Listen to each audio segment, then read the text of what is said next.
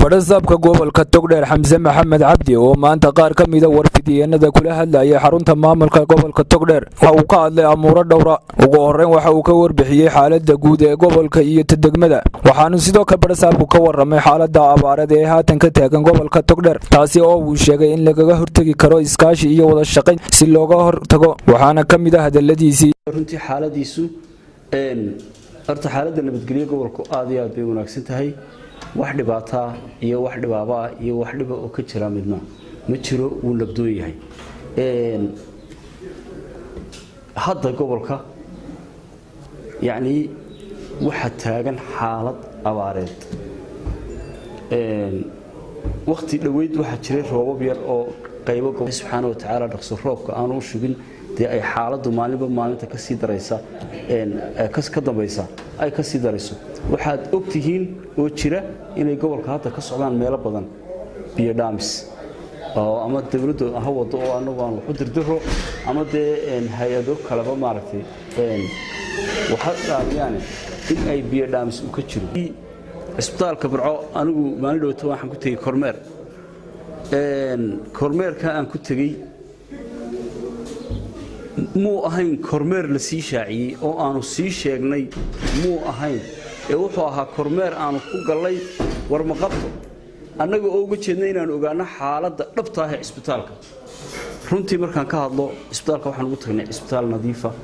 oo nadaafadiisu wanaagsantay oo dadkii shaqaalaha ahaa ee waard walba maaragtay ku qoraa ay shaqadoodii haystaan waanan runtii waan ku amaanay shaqaalaha isbitaalka iyo maamulka isbitaalka iyo wasaaradda caafimaadkaba wixii kale ee technical ah waxa weeyaan mujtamacu ka cabanayana in wax laga qabto waanu ka ballanay laakiin waxa saxaafadda iyo dadka reer Burcaba runtii waxa aan iyagana ku boorinaya ama u sheegaya in aan isbitaalka dacaayada laga xumayn wixii jirana waxa weeyaan saxaafaddu waxay soo gudbisaa wixii jira waaqica wixii jira waaqicana in la soo gudbiyo wixii kale ee u muuqan kara geesta kale badhasaabka gobolka Togdheer Xamse Maxamed Cabdi waxa uu jawaab adag siiyay dawladda Soomaaliya oo muddooyinkii u dambeeyay faragelin baan ku haysay dawladda Soomaaliland gaar ahaan amuuraha heshiiska dekada Berbera waxaanu yiri sida aan cadceeda shacabka loogu qarinayn ayaan wax weeyaan horumarka ay gaadhay jamhuuriyadda Soomaaliland aan loogu qarinayn heshiiskaas wuxuu soo maray sidii sharciga ahayd marka waxa weeye waxaanu sheegaynaa oo cadaynaynaa haddii dawladda taagta darani ku eekaan weydo meesha ay joogto mujtamaca qaranka Soomaaliland waxay diyaar u yihiin inay difaacaan qarannimadooda waxa xusid mudan ninka maanta Soomaaliland u soo bu'aya ee dhulka Soomaaliland sheeganaya ee aan magaalada Muqdisho wada xukumin inuu yahay ninkii adeerkii xasuuqa uu u geystay ummadda reer Soomaaliland 27 sano kadib markuu ku soo noqday